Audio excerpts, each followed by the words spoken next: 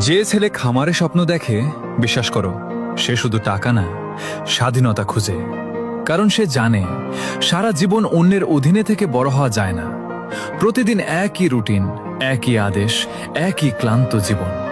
এসব তার জন্য না। সে চায় নিজের মাটিতে দাঁড়াতে, নিজের সিদ্ধান্তে চলতে, নিজের ঘামের দামে জীবন গড়তে।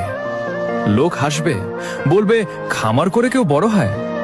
কিন্তু ইতিহাস বলে, যারা মাটি আঁকড়ে ধরে লড়াই করেছে তারাই একদিন সবচেয়ে শক্ত মানুষ হয়েছে।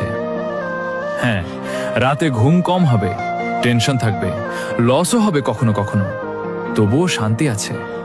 কারণ দিন শেষে তুমি জানো তুমি নিজের স্বপ্নের জন্য যুদ্ধ করছো। মনে রাখো, একদিন এই ছোট খামারটাই তোমার সবচেয়ে বড় পরিচয় হবে।